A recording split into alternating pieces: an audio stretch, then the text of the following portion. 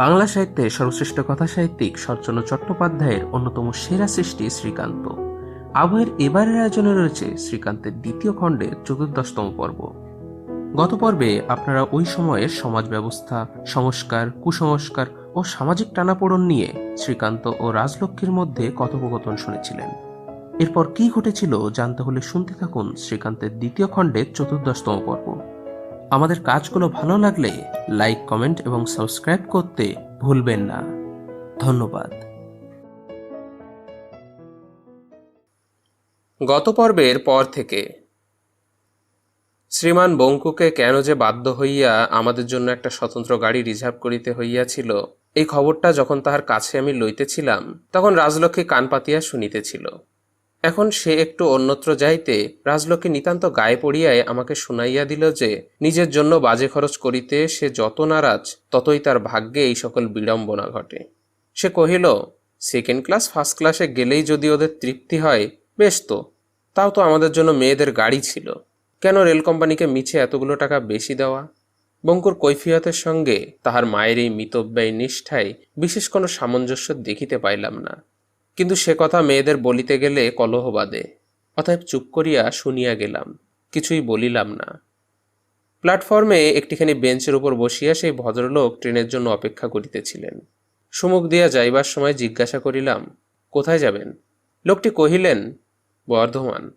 একটু অগ্রসর হইতেই রাজলক্ষ্মী আমাকে চুপি চুপি বলিল, তাহলে তো উনি অনায়াসে গাড়িতে যেতে পারেন, ভাড়াও লাগবে না, তাই কেন ওকে বলো না? বলিলাম, টিকিট নিশ্চয়ই কেনা হয়ে গেছে, ভাড়ার টাকা ওর বাঁচবে না। রাজলক্ষ্মী কহিল, তা হোক না কেন, ভিড়ের কষ্টটা তো বাঁচবে। কহিলাম, ওদের অভ্যাস আছে, ভিড়ের কষ্ট গ্রাহ্য করেন না। রাজলক্ষ্মী তখন জিদ করিয়া বলিল, না না, তুমি ওকে বলো, আমরা তিনজনে কথাবার্তায় এতটা পথ বেশ যেতে পারবো। বুঝিলাম এক্ষণে সে নিজের ভুলটা টের পেয়েছে। বঙ্কু এবং নিজের চাকর-বাকরদের চোখের উপর আমার সঙ্গে একাকী একটা আলাদা গাড়িতে ওঠার দৃষ্টিকটুতা এখন সে কোনো মতে একটুখানি ফিকা করিয়া লইতে চায়। তথাপি ইহাকেই আরও একটু চোখে আঙুল দিয়া দেখাইবার জন্য তাচ্ছিল্যের ভাবে কহিলাম, কাজ কি একটা বাজে লোককে গাড়িতে ঢুকিয়ে? তুমি যত পারো আমার সঙ্গে কথা কইও, বেশ সময় কেটে যাবে। রাজলক্ষ্মী আমার প্রতি একটা কটাক্ষ নিক্ষেপ করিয়া বলিল, সে আমি জানি, আমাকে জব্দ করবার এত বড় সুযোগ হাতে পেয়ে কি তুমি ছাড়তে পারো? এই বলিয়া সে চুপ করিল। কিন্তু ট্রেন স্টেশনে লাগিতেই আমি তাহাকে গিয়া কহিলাম, আপনি কেন আমাদের গাড়িতে আসুন না? আমরা দুজন ছাড়া আর কেউ নেই, ভিড়ের দুঃখটা আপনার বাঁচবে। বলা বাহুল্য, তাকে রাজি করাইতে ক্লেশ পাইতে হইল না। অনুরোধ মাত্রই তিনি তাহার পুটুলি লইয়া আমাদের গাড়িতে আসিয়া অধিষ্ঠিত হইলেন। ট্রেন গোটা 2 স্টেশন পার না হইতেই রাজলক্ষ্মী তাহার সহিত চমৎকার কথাবার্তা জুড়িয়া দিল, এবং আরও কয়েকটা স্টেশন উত্তীর্ণ হবার মধ্যেই তাহার খবর, পাড়ার খবর, এমনকি আশেপাশের গ্রামগুলোর খবর পর্যন্ত সে খুঁটিয়া জানিয়া লইল। রাজলক্ষ্মীর গুরুদেব কাশীতে দৌহিত্রী লইয়া বাস করেন, তাহাদের জন্য সে কলকাতা হইতে অনেক জিনিসপত্র লইয়া যাইতেছিল। বর্ধমানের কাছাকাছি আসিয়া তোরঙ্গ খুলিয়া সে তাহারই মধ্য হইতে বাছিয়া একখানি সবুজ রঙের রেশমের শাড়ি বাহির করিয়া বলিল, সরলাকে তার পুতুলের বদলে এই কাপড়খানি দেবেন। ভদ্রলোক প্রথমে অবাক হইলেন, পরে সলজ্জভাবে তাড়াতাড়ি কহিলেন, না না মা, সরলাকে আমি আসছে বাইরে পুতুল কিনে দেব, আপনি কাপড় রেখে দিন। তাছাড়া এ যে বড্ড দামি কাপড় মা। রাজলক্ষ্মী বস্ত্রখানি তাহার পাশে রাখিয়া দিয়া কহিল, বেশি দাম নয়, আর দাম যাই হোক, এখানি তার হাতে দিয়ে বলবেন তার মাসি তাকে ভালো হয়ে পরতে দিয়েছে। ভদ্রলোকের চোখ ছলছল করিয়া আসিল। 8 ঘন্টার আলাপে একজন অপরিচিত লোকের পীড়িত কন্যাকে এমন একখানি মূল্যবান বস্ত্র উপহার দেওয়া জীবনে বোধ করি তিনি আর কখনো দেখেন নাই। কহিলেন, আশীর্বাদ করুন সে ভালো হয়ে উঠুক, কিন্তু গরিবের ঘরে এত দামি কাপড় নিয়ে সে কি করবে মা? আপনি তুলে রেখে দিন। বলিয়া তিনি আমার প্রতিও একবার চাহিলেন। আমি কহিলাম, সরলার ভাগ্য ভালো, আমাদের এমন একটা মাসি পিসি থাকলে বেঁচে যেতুম মশাই। এবার কিন্তু আপনার মেয়েটি চটপট সেরে উঠবে দেখবেন। ভদ্রলোকের সমস্ত মুখে কৃতজ্ঞতা তখন উছলিয়া পড়িতে লাগিল। তিনি আর আপত্তি না করিয়া কাপড়খানি গ্রহণ করিলেন। আবার দুজনের কথাবার্তা চলিতে লাগিল, সংসারের কথা, সমাজের কথা, সুখ দুঃখের কথা, কত কি। আমি শুধু জানালার বাহিরে চাহিয়া স্তব্ধ হইয়া বসিয়া রহিলাম, এবং যে প্রশ্ন নিজেকে নিজে বহুবার জিজ্ঞাসা করিয়াছি, এই ক্ষুদ্র ঘটনার সূত্র ধরিয়া আবার সেই প্রশ্ন মনে উঠিল। এ যাত্রার সমাপ্তি কোথায়? একখানা 10-12 টাকা মূল্যের বস্ত্র দান করা রাজলক্ষ্মীর পক্ষে কঠিনও নয়, নূতনও নয়। তার দাসী চাকরেরাও হয়তো এ কথা লইয়া একবার চিন্তা পর্যন্ত করিত না। কিন্তু আমার চিন্তা আলাদা। এই দেওয়া জিনিসটা যে দান করার হিসাবে তাহার কাছে কিছুই নয়, সে আমিও জানি, এবং কাহারও চেয়ে কম জানি না।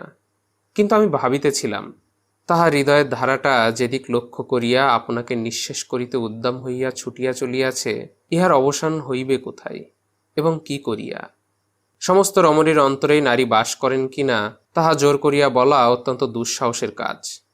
কিন্তু নারীর চরম সার্থকতা যে মাতৃত্বে, এ কথা বোধ করি গলা বড় করিয়া প্রচার করা যায়। রাজলক্ষ্মীকে আমি চিনিয়াছিলাম। তাহার পিয়ারি বাইজি যে তাহার অপরিণত যৌবনের সমস্ত দুর্দাম আক্ষেপ লইয়া প্রতি মুহূর্তেই মরিতেছিল, সে আমি লক্ষ্য করিয়া দেখিয়াছিলাম। আজ সে নামটা উচ্চারণ করিলেও সে যেন লজ্জায় মাটির সঙ্গে মিশিয়া যাইতে থাকে। আমার সমস্যা হইয়াছিল ইহাই, সর্বস্ব দিয়া সংসার উপভোগ করিবার সেই উত্তপ্ত আবেগ আর রাজলক্ষ্মীর মধ্যে নাই। আজ সে শান্ত স্থির। তাহার কামনা বাসনা আজ তাহারই মধ্যে এমন ডুব মারিয়াছে যে বাহির হইতে হঠাৎ সন্দেহ হয় তাহারা আছে কি নাই। তাহাই এই সামান্য ঘটনাকে উপলক্ষ করিয়া আমাকে আবার স্মরণ করাইয়া দিল, আজ তাহার এই পরিণত যৌবনের সুগভীর তলদেশ হইতে যে মাতৃত্ব সহসা জাগিয়া উঠিয়াছে, সদ্য নিদ্রা উত্থিত কুম্ভকর্ণের মতো তাহার বিরাট ক্ষুধার আহার মিলিবে কোথায়?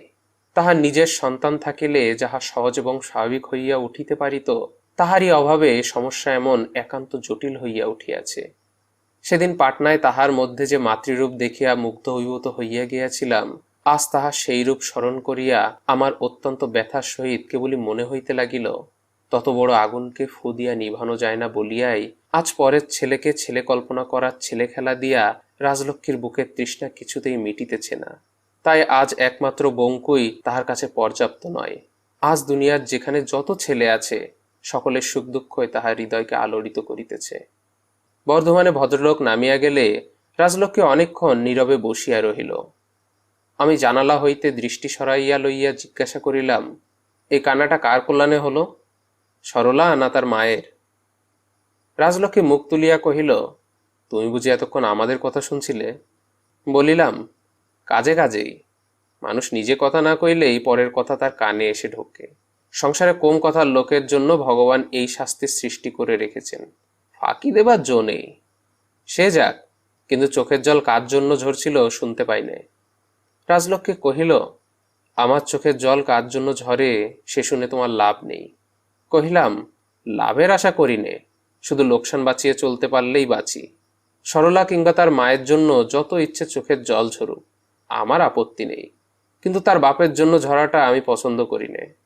রাজলক্ষ্মী শুধু একটা হু বলিয়াই জানালার বাহিরে চাহিয়া দেখিতে লাগিল। মনে করিয়াছিলাম এমন রসিকতা নিষ্ফল হইবে না, ইহা অনেক নিরুদ্ধ উৎসের বাধা মুক্ত করিয়া দিবে। কিন্তু সে তো হইলই না, বরঞ্চ যদি বা সে এতক্ষণ এই দিকেই চাহিয়াছিল, রসিকতা শুনিয়া আরেক দিকে মুখ ফিরাইয়া বসিল। কিন্তু বহুক্ষণ মৌন ছিলাম, কথা কহিবার জন্য ভিতরে ভিতরে একটা আবেগ উপস্থিত হইয়াছিল, তাই বেশিক্ষণ চুপ করিয়া থাকিতে পারিলাম না।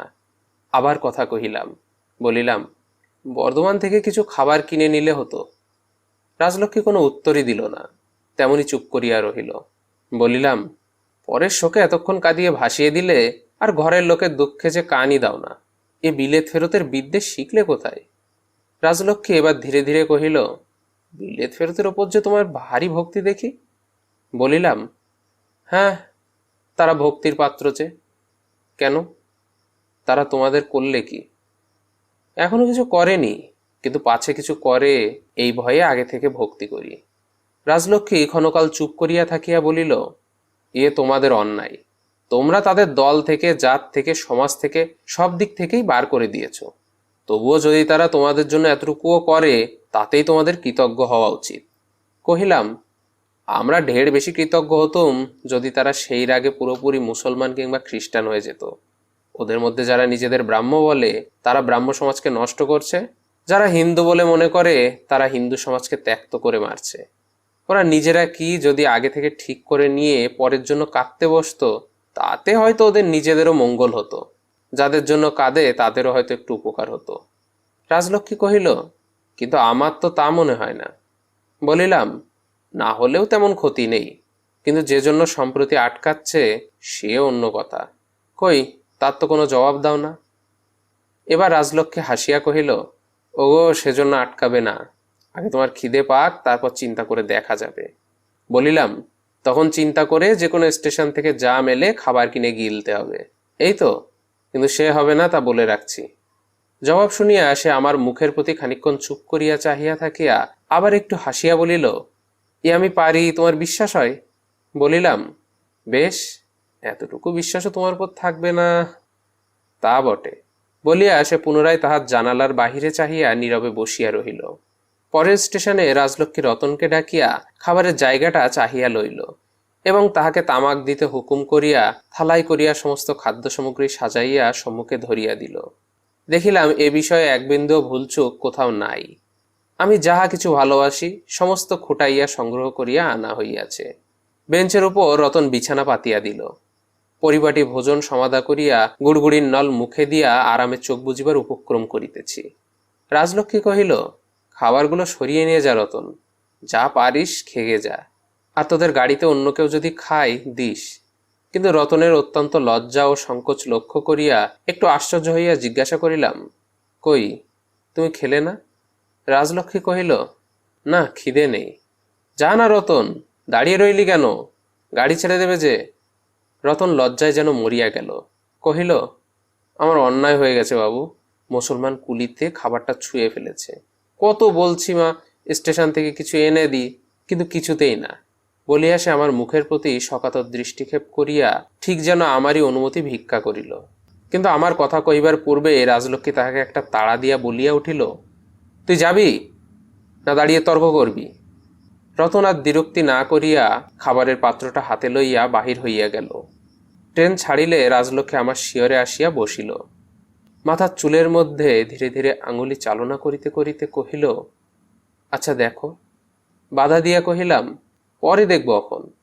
কিন্তু সেও আমাকে তৎক্ষণাৎ থামাইয়া দিয়া বলিল, তোমার কিন্তু গে লেকচার দিতে হবে না, আমি বুঝেছি। আমি মুসলমানকে ঘৃণাও করি না। সে ছুলে খাবার নষ্ট হয়ে যায় তাও মনে করি না। করলে নিজের হাতে তোমাকে খেতে দিতুম না। কিন্তু নিজে খেলে না কেন? মেয়ে মানুষের খেতে নেই। কেন? কেন আবার কি? মেয়ে মানুষের খাওয়া নিষেধ, কিন্তু পুরুষ মানুষের নিষেধ নেই। রাজলক্ষ্মী আমার মাথাটা নাড়িয়া দিয়া বলিল, না, পুরুষ মানুষের জন্য আবার অত বাধাবাধি আইন কানুন কিসের জন্য? তারা যা ইচ্ছে খাক, যা ইচ্ছে পড়ুক, যেমন করে সুখে থাক, আমরা আচার পালন করে গেলেই হলো। আমরা শত কষ্ট সইতে পারি, কিন্তু তোমরা পারো কি? এই যে সন্ধ্যা হতে না হতেই খিদেই অন্ধকার দেখছিলে। বলিলাম, তা হতে পারে, কিন্তু কষ্ট সইতে পারাটা আমাদেরও গৌরবের কথা নয়। রাজলক্ষ্মী ঘাড় নাড়িয়া কহিল, না, এতে তোমাদের এতটুকু অগৌরব নেই। তোমরা তো আমাদের মতো দাসীর জাত নও যে কষ্ট সহ্য করতে যাবে। লজ্জার কথা আমাদেরই, যদি না পারি। কহিলাম, এ ন্যায়শাস্ত্র তোমাকে শেখালে কে? কাশীর গুরুদেব। রাজলক্ষ্মী আমার মুখের অত্যন্ত সন্নিকটে ঝুঁকিয়া ক্ষণকাল স্থির হইয়া রহিল। পরে মৃদু হাসিয়া বলিল, আমার যা কিছু শিক্ষা সে তোমারই কাছে। তোমার চেয়ে বড় গুরু আর আমার নেই। বলিলাম, তাহলে গুরুর কাছে ঠিক উল্টোটাই শিখে রেখেছ। আমি কোনোদিন বলি না যে তোমরা দাসীর জাত, বরঞ্চ এই কথাই মনে করি যে তোমরা তা নও। তোমরা কোনো দিক থেকে আমাদের চেয়ে এক তিল ছোট নও। রাজলক্ষ্মীর চোখ দুটি সহসা ছলছল করিয়া উঠিল। বলিল, সে আমি জানি, আর জানি বলেই তো একথা তোমার কাছে শিখতে পেরেছি। তোমার মতো সবাই যদি এমনই করে ভাবতে পারতো, তাহলে পৃথিবী শুদ্ধ সমস্ত মেয়ের মুখেই একথা শুনতে পেতে। কে বড় কে ছোট এ সমস্যাই কখনো উঠত না, অর্থাৎ এ সত্য নির্বিচারে সবাই মেনে নিত। রাজলক্ষ্মী কহিল, হ্যাঁ। আমি তখন হাসিয়া কহিলাম, ভাগ্যে পৃথিবী শুদ্ধ মেয়েরা তোমার সঙ্গে একমত নয়, তাই রক্ষে। কিন্তু আপনাদের এত হীন মনে করে তোমার লজ্জা করে না? আমার উপহাস রাজলক্ষ্মী লক্ষ্য করিল কিনা সন্দেহ। অত্যন্ত সহজভাবে কহিল, কিন্তু এর মধ্যে তো কোনো হীনতা নেই। আমি কহিলাম, তা বটে, আমরা প্রভু তোমরা দাসী, এই সংস্কারটাই এদেশের মেয়েদের মধ্যে এমনই বদ্ধমূল যে এর হীনতাটাও আর তোমাদের চোখে পড়ে না। বোধ করি এই পাপেই পৃথিবীর সকল দেশের মেয়ের চেয়ে তোমরাই আজ সত্যি ছোট হয়ে গেছ। রাজলক্ষ্মী হঠাৎ শক্ত হইয়া বসিয়া দুই চক্ষু দীপ্ত করিয়া বলিল, না, সেজন্য নয়। তোমাদের দেশের মেয়েরা নিজেদের ছোট মনে করে ছোট হয়ে যায়নি, তোমরাই তাদের ছোট মনে করে দিয়েছ, নিজেরাও ছোট হয়ে গেছো। এ সত্যি কথা। কথাটা অকস্মাৎ যেন নূতন করিয়া বাজিল। ইহার মধ্যে হেয়ালি যেটুকু ছিল তাহা ধীরে ধীরে সুস্পষ্ট হইয়া মনে হইতে লাগিল বাস্তবিকই অনেকখানি সত্য ইহাতে লুকাইয়া আছে, যাহা আজ পর্যন্ত আমার দৃষ্টিগোচর হয় নাই। রাজলক্ষ্মী কহিল, তুমি সেই ভদ্রলোকটির সম্বন্ধে তামাশা করছিলে, কিন্তু তার কথা শুনে আমার কতখানি চোখ খুলে গেছে সে তো জানো না। জানি না তাহা স্বীকার করিতেই সে কহিতে লাগিল, জানো না তার কারণ আছে। কোনো জিনিস জানবার জন্য যতক্ষণ না মানুষের বুকের ভেতর থেকে একটা ব্যাকুলতা উঠে, ততক্ষণ সবই তার চোখে ঝাপসা হয়ে থাকে। এতদিন তোমার মুখে শুনে ভাবতুম, সত্যি যদি আমাদের দেশের লোকের দুঃখ এত বেশি, সত্যি যদি আমাদের সমাজ এমন ভয়ানক অন্ধ, তবে তার মধ্যে মানুষ বেঁচে থাকেই বা কি করে, তাকে মেনে চলেই বা কি করে। আমি চুপ করিয়া শুনিতেছি দেখিয়া সে আস্তে আস্তে বলিল, আর তুমিই বা এত বুঝবে কি করে? কখনো এদের সুখ দুঃখ ভোগ করনি, তাই বাইরের থেকে বাইরের সমাজের সঙ্গে তুলনা করে ভাবতে এদের বুঝি কষ্টের আর অবধি নেই। যে বড়লোক জমিদার পোলাও খেয়ে থাকে, সে তার কোনো দরিদ্র প্রজাকে পান্তা খেতে দেখে যদি ভাবে এর দুঃখের আর সীমা নেই, তার যেমন ভুল হয় তোমারও তেমনই ভুল হয়েছে। বলিলাম, তোমার তর্কটা যদিচ ন্যায়শাস্ত্রের আইনে হচ্ছে না, তবুও জিজ্ঞাসা করি, কি করে জানলে দেশের সম্বন্ধে আমার এর চেয়ে বেশি জ্ঞান নেই? রাজলক্ষ্মী কহিল, কি করে থাকবে? তোমার মতো স্বার্থপর লোক আর সংসারে আছে নাকি? যে কেবল নিজের আরামের জন্য পালিয়ে বেড়ায়, সে ঘরের খবর জানবে কোথা থেকে? তোমাদের মতো লোকই সমাজের বেশি নিন্দে করে বেড়ায়, যারা সমাজের কোনো ধারই ধারে না। তোমরা না জানো ভালো করে পরের সমাজ, না জানো ভালো করে নিজেদের সমাজ। বলিলাম, তারপরে?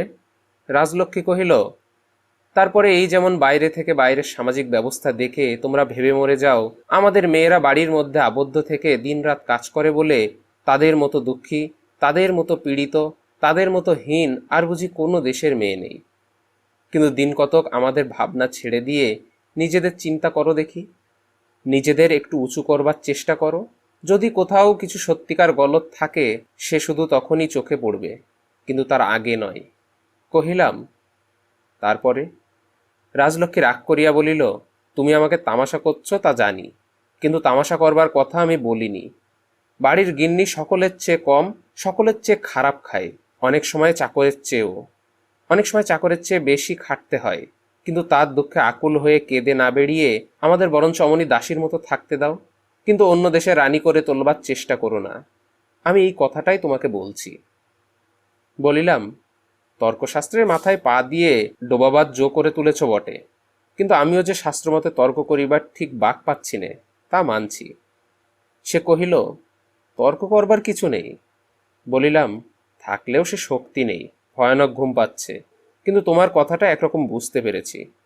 রাজলক্ষ্মী একটুখানি চুপ করিয়া বলিল, আমাদের দেশে যে জন্যই হোক, ছোট বড় উঁচু নিচু সকলের মধ্যেই টাকার লোভটা ভয়ানক বেড়ে গেছে। কেউ আর অল্পে সন্তুষ্ট হতে জানে না, চায়ও না। এতে যে কত অনিষ্ট হয়েছে সে আমিও টের পেয়েছি। কহিলাম, কথাটা সত্যি, কিন্তু টের পেলে কেমন করে? রাজলক্ষ্মী কহিল, টাকার লোভেই তো আমার এই দশা, কিন্তু আগেকার কালে বোধহয় এত লোভ ছিল না। বলিলাম, এই ইতিহাসটা ঠিক জানি নে। সে কহিতে লাগিল, কক্ষনো ছিল না, সেখানে কক্ষনো মায়ে টাকার লোভে মেয়েকে এ পথে পাঠাতো না, তখন ধর্মভয় ছিল। আজ তো আমার টাকার অভাব নেই, কিন্তু আমার মতো দুঃখী কি কেউ আছে? পথের ভিক্ষুক যে, সেও বোধহয় আজ আমার চেয়ে ঢের বেশি সুখী। তার হাতটা নিজের হাতের মধ্যে টানিয়া লইয়া বলিলাম, তোমার কি সত্যি এত কষ্ট? রাজলক্ষ্মী ক্ষণকাল মৌন থাকিয়া আঁচল দিয়া চোখ দুটি একবার মুছিয়া লইয়া বলিল, আমার কথা আমার অন্তর্যামী জানেন। অতপর উভয়ে স্তব্ধ হইয়া রহিলাম। গাড়ির গতি মন্দীভূত হইয়া ক্রমশ একটা ছোট্ট স্টেশনে আসিয়া থামিল। খানিক পরে আবার চলিতে শুরু করিলে বলিলাম, কি করলে তোমার বাকি জীবনটা সুখে কাটে, আমাকে বলতে পারো? রাজলক্ষ্মী কহিল, সে আমি ভেবে দেখেছি। আমার সমস্ত টাকা কড়ি যদি কোনো রকমে চলে যায়, কিচ্ছু না থাকে, একেবারে নিরাশ্রয়, তাহলেই। আবার দুজনে নিস্তব্ধ হইয়া রহিলাম। তাহার কথাটা এত স্পষ্ট যে সবাই বুঝিতে পারে, আমারও বুঝিতে বিলম্ব হইল না। কিছুক্ষণ চুপ করিয়া থাকিয়া জিজ্ঞাসা করিলাম, এ কথা তোমার কবে থেকে মনে হয়েছে? রাজলক্ষ্মী কহিল, যেদিন অভয়ের কথা শুনেছি সেই দিন থেকে। বলিলাম, কিন্তু তাদের জীবনযাত্রা তো এর মধ্যেই শেষ হয়ে যায়নি। ভবিষ্যতে তারা যে কত দুঃখ পেতে পারে এ তো তুমি জানো না। সে মাথা নাড়িয়া কহিল, না, জানি নে সত্য, কিন্তু যত দুঃখই তারা পাক, আমার মতো দুঃখ যে তারা কোনোদিন পাবে না এ আমি নিশ্চয় বলতে পারি। আবার কিছুক্ষণ চুপ করিয়া থাকিয়া বলিলাম, লক্ষ্মী, তোমার জন্য আমি সর্বস্ব ত্যাগ করতে পারি, কিন্তু সম্ভ্রম ত্যাগ করি কি করে? রাজলক্ষ্মী কহিল, আমি কি তোমাকে তাই বলছি? আর সম্ভ্রমিত মানুষের আসল জিনিস, সেই যদি ত্যাগ করতে পারো না তবে ত্যাগের কথা মুখে আনছো কেন? তোমাকে তো আমি কিছুই ত্যাগ করতে বলিনি। বলিলাম, বলনি বটে, কিন্তু পারি। সম্ভ্রম যাওয়ার পরে পুরুষ মানুষের বেঁচে থাকা বিড়ম্বনা। শুধু সেই সম্ভ্রম ছাড়া তোমার জন্য আর সমস্ত আমি বিসর্জন দিতে পারি। রাজলক্ষ্মী সহসা হাতটা টানিয়া লইয়া কহিল, আমার জন্য তোমাকে কিছুই বিসর্জন দিতে হবে না। কিন্তু তুমি কি মনে করো শুধু তোমাদের সম্ভ্রম আছে, আমাদের নেই? আমাদের পক্ষে সেটা ত্যাগ করা এতই সহজ, কিন্তু তোমাদের জন্যই কত শত সহস্র মেয়ে মানুষ যে এটাকে ধুলোর মতো ফেলে দিয়েছে সে কথা তুমি জানো না বটে, কিন্তু আমি জানি। আমি কি একটা বলিবার চেষ্টা করিতেই সে আমাকে থামাইয়া দিয়া বলিল, আর কথায় কাজ নেই। তোমাকে আমি এতদিন যা ভেবেছিলাম তা ভুল। তুমি ঘুমোও, এ সম্বন্ধে আর আমিও কোনোদিন কথা কইব না, তুমিও কইও না। বলিয়া সে উঠিয়া তাহার নিজের বেঞ্চিতে গিয়া বসিল। পরদিন যথাসময়ে কাশী আসিয়া পৌঁছিলাম এবং পেয়ারির বাটিতেই আশ্রয় গ্রহণ করিলাম। উপরের দুইখানি ঘর ভিন্ন প্রায় সমস্ত বাড়িটাই নানা বয়সের বিধবা স্ত্রীলোকে পরিপূর্ণ। পেয়ারি কহিল, এরা সব আমার ভাড়াটে, বলিয়া মুখ ফিরাইয়া একটু হাসিল। বলিলাম, হাসলে যে, ভাড়া আদায় হয় না বুঝি? পেয়ারি কহিল, না, বরঞ্চ কিছু কিছু দিতে হয়। তার মানে? পেয়ারি এবার হাসিয়া ফেলিয়া বলিল, তার মানে ভবিষ্যতের আশায় আমাকে খাওয়া পড়া দিয়ে এদের বাঁচিয়ে রাখতে হয়, বেঁচে থাকলে তো পরে দেবে, এটা আর বুঝতে পারো না? আমিও হাসিয়া বলিলাম, পারি বই কি, এমনই ধারা ভবিষ্যতের আশায় কত লোককেই যে তোমাকে নিঃশব্দে অন্নবস্ত্র যোগাতে হয়, আমি তাই শুধু ভাবি। তাছাড়া দু একজন আমার কুটুম্বও আছেন। তাই নাকি? কিন্তু জানলে কি করে? পেয়ারি একটুখানি শুষ্ক হাসি হাসিয়া কহিল, মায়ের সঙ্গে এই কাশিতেই যে আমার মরণ হয়েছিল সে বুঝি তোমার মনে নেই? তখন অসময়ে যারা আমার সদ্গতি করেছিলেন তাদের সে উপকার তো প্রাণ থাকতে ভোলা যায় না। চুপ করিয়া রহিলাম। পেয়ারি বলিতে লাগিল, বড় দয়ার শরীর এদের, তাই কাছে এনে একটু কড়া নজরে রেখেছি, যাতে লোকের আর বেশি উপকার করবার সুযোগ না পান। তাহার মুখের প্রতি চাহিয়া হঠাৎ আমার মুখ দিয়া বাহির হইয়া গেল, তোমার বুকের ভেতরটাই কি আছে আমার মাঝে মাঝে চিরে দেখতে ইচ্ছে করে রাজলক্ষ্মী। মরলে দেখো। আচ্ছা, ঘরে গিয়ে একটুখানি শোগে যাও, আমার খাবার তৈরি হলে তোমাকে তুলব তখন। বলিয়া সে হাত দিয়া ঘরটা দেখাইয়া সিঁড়ি দিয়া নিচে নামিয়া গেল। আমি অনেকক্ষণ সেইখানেই চুপ করিয়া দাঁড়াইয়া রহিলাম। তাহার হৃদয়ের আজ যে বিশেষ কোনো নূতন পরিচয় পাইলাম তাহা নহে, কিন্তু আমার নিজের হৃদয়ে এই সামান্য কাহিনীটা একটা নূতন আবর্তের সৃষ্টি করিয়া দিয়া গেল। রাত্রে পিয়ারি কহিল, তোমাকে বৃথা কষ্ট দিয়ে এত দূর এলুম। গুরুদেব তীর্থভ্রমণে বেরিয়ে গেছেন, তাকে তোমাকে দেখাতে পারলুম না। বলিলাম, সেজন্য আমি কিছুমাত্র দুঃখিত নই। আবার কলকাতায় ফিরে যাবে তো? পিয়ারি ঘাড় নাড়িয়া জানাইল, হ্যাঁ। কহিলাম, আমার সঙ্গে যাবার কি কোনো আবশ্যক আছে? না থাকে তো আমি আর একটু পশ্চিম থেকে ঘুরে আসতে চাই। পিয়ারি বলিল, বঙ্কুর বিয়ের তো এখনো কিছু দেরি আছে, চলো না, আমিও প্রয়াগে একবার স্নান করে আসি। একটু মুশকিলে পড়িলাম। আমার জ্ঞাতি সম্পর্কের এক খুড়া সেখানে কর্মোপলক্ষে বাস করিতেন। মনে করিয়াছিলাম তাহার বাসায় গিয়াই উঠিব। তাছাড়া আরও কয়েকটি পরিচিত আত্মীয় বন্ধুও সেইখানে থাকিতেন। পিয়ারি চক্ষের নিমেষে আমার মনের ভাব উপলব্ধি করিয়া বলিল, আমি সঙ্গে থাকলে হয়তো কেউ দেখে ফেলতেও পারে না? অপ্রতিভ হইয়া কহিলাম, বাস্তবিক দুর্নাম জিনিসটা এমনই যে লোকে মিথ্যা দুর্নামের ভয় না করে পারে না। প্যারি জোর করিয়া একটু হাসিয়া বলিল, তা বটে, আর বছর আড়াতে তো তোমাকে একরকম কোলে নিয়েই আমার দিনরাত কাটলো। ভাগ্যিস সে অবস্থাটা কেউ দেখে ফেলেনি। সেখানে বুঝি তোমার কেউ চেনাশোনা বন্ধু টন্ধু ছিল না? অতিশয় লজ্জিত হইয়া বলিলাম, আমাকে খোটা দেওয়া বৃথা। মানুষ হিসেবে তোমার চেয়ে যে আমি অনেক ছোট সে কথা তো অস্বীকার করি নে। পিয়ারি তীক্ষ্ণ কণ্ঠে বলিয়া উঠিল, খোটা খোটা দিতে পারবো বলেই বুঝি তখন গিয়েছিলুম। দেখো, মানুষকে দুঃখ দেবার একটা সীমা আছে, সেটা ডিঙিয়ে যেও না। এক মুহূর্ত স্তব্ধ থাকিয়া পুনরায় বলিল, কলঙ্কই বটে, কিন্তু আমি হলে এ কলঙ্ক মাথায় নিয়ে লোককে বরঞ্চ ডেকে দেখাতুম। কিন্তু এমন কথা মুখ দিয়ে বার করতে পারতুম না। বলিলাম, তুমি আমার প্রাণ দিয়েছ, কিন্তু আমি যে অত্যন্ত ছোট মানুষ রাজলক্ষ্মী, তোমার সঙ্গে যে আমার তুলনাই হয় না। রাজলক্ষ্মী দীপ্তস্বরে কহিল, প্রাণ যদি দিয়ে থাকি তো সে নিজের গরজে দিয়েছি, তোমার গরজে দিইনি। সেজন্য তোমাকে এক বিন্দু কৃতজ্ঞ হতে হবে না। কিন্তু ছোট মানুষ বলে যে তোমাকে ভাবতে পারিনি, তাহলে তো বাঁচতুম, গলায় দড়ি দিয়ে সব জ্বালা জুড়োতে পারতুম। বলিয়া সে প্রত্যুত্তরের জন্য অপেক্ষা মাত্র না করিয়া ঘর হইতে বাহির হইয়া গেল। পরদিন সকালে রাজলক্ষ্মী চা দিয়া নীরবে চলিয়া যাইতেছিল। ডাকিয়া বলিলাম, কথাবার্তা বন্ধ নাকি? সে ফিরিয়া দাঁড়াইয়া কহিল, না। কিছু বলবে? বলিলাম, চলো প্রয়াগ একবার ঘুরে আসি গে। বেশ তো, যাও না। তুমিও চলো। অনুগ্রহ নাকি? চাও না? না, যদি সময় হয় চেয়ে নেব, এখন না। বলিয়া সে নিজের কাজে চলিয়া গেল। আমার মুখ দিয়া শুধু একটা মস্ত নিঃশ্বাস বাহির হইয়া আসিল, কিন্তু কথা বাহির হইল না। দুপুরবেলা খাবার সময় হাসিয়া কহিলাম, আচ্ছা লক্ষ্মী, আমার সঙ্গে কথা বন্ধ করে তুমি থাকতে পারো যে এই অসাধ্য সাধনের চেষ্টা করছো? রাজলক্ষ্মী শান্ত গম্ভীর মুখে বলিল, সামনে থাকলে কেউ পারে না, আমিও পারবো না। তাছাড়া সে আমার ইচ্ছেও নয়। তবে ইচ্ছেটা কি? রাজলক্ষ্মী কহিল, আমি কাল থেকেই ভাবছি, এই টানা হ্যাচড়া আর না থামালেই নয়। তুমি একরকম স্পষ্টই জানিয়েছ, আমিও একরকম করে তা বুঝেছি। ভুল আমারই হয়েছে, সে নিজের কাছেও আমি স্বীকার করছি। কিন্তু তাহাকে সহসা থামিতে দেখিয়া জিজ্ঞাসা করিলাম, কিন্তু কি? রাজলক্ষ্মী কহিল, কিন্তু কিছুই না। কিন্তু যে নির্লজ্জ বাচালের মতো যেচে যেচে তোমার পিছনে পিছনে ঘুরে মরছি।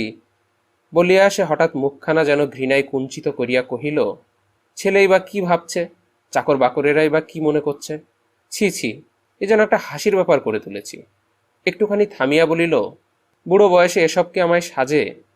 তুমি এলাহাবাদে যেতে চাইছিলে, তাই যাও। তবে পারো যদি বার্মা যাবার আগে একবার দেখা করে যেও। বলিয়া সে চলিয়া গেল। সঙ্গে সঙ্গে আমার ক্ষুধারও অন্তর্ধান হইল। তাহার মুখ দেখিয়া আজ আমার প্রথম জ্ঞান হইল, এসব মান অভিমানের ব্যাপার নয়। সে সত্য সত্যই কি এতটা ভাবিয়া স্থির করিয়াছে? বিকেলবেলায় আজ হিন্দুস্তানি দাসী জলখাবার প্রভৃতি লইয়া আসিলে একটু আশ্চর্য হইয়াই পিয়ারির সংবাদ জিজ্ঞাসা করিলাম, এবং প্রত্যুত্তরে অধিকতর বিস্মিত হইয়া অবগত হইলাম পিয়ারি বাড়ি নাই। সাজসজ্জা করিয়া জুড়ি গাড়ি চড়িয়া কোথায় গিয়াছে। জুড়ি গাড়ি বা কোথা হইতে আসিল, বেশভূষা করিয়াই বা তাহার কোথায় যাইবার প্রয়োজন হইল, কিছুই বুঝিলাম না। তবে তাহার নিজের মুখের কথাটাই মনে পড়িল বটে যে সে এই কাশিতেই একদিন মরিয়াছিল। কিছুই বুঝিলাম না সত্য, তবুও সমস্ত মনটাই যেন এই সংবাদে বিস্বাদ হইয়া গেল। সন্ধ্যা হইল, ঘরে আলো জ্বলিল। রাজলক্ষ্মী ফিরিল না। চাদর কাঁধে ফেলিয়া একটু বেড়াইবার জন্য বাহির হইয়া পড়িলাম। পথে পথে ঘুরিয়া কত কি দেখিয়া শুনিয়া রাত্রি 10টার পর বাড়ি আসিয়া শুনিলাম পিয়ারি তখনও ফিরে নাই। ব্যাপার কি? কেমন যেন একটা ভয় করিতে লাগিল। রতনকে ডাকিয়া সমস্ত সংকোচ বিসর্জন দিয়া এ সম্বন্ধে তত্ত্ব লইব কিনা ভাবিতেছি। একটা ভারী জুড়ির শব্দে জানালা দিয়া চাহিয়া দেখি প্রকাণ্ড ফিটন আমাদের বাড়ির সম্মুখেই থামিয়াছে। পিয়ারি নামিয়া আসিল। জ্যোৎস্নার আলোকে তাহার সর্বাঙ্গে জড়োয়া অলঙ্কার ঝকঝক করিয়া উঠিল। যে দুইজন গাড়িতে বসিয়াছিল তাহারা মৃদুকণ্ঠে বোধ করি পিয়ারিকে সম্ভাষণ করিয়া থাকিবেন। শুনিতে পাইলাম না। তাহারা বাঙালি কি বিহারী তাহাও চিনিতে পারিলাম না। চাবুক খাইয়া জুড়ি ঘোড়া চক্ষের পলকে দৃষ্টি অতিক্রম করিয়া চলিয়া গেল।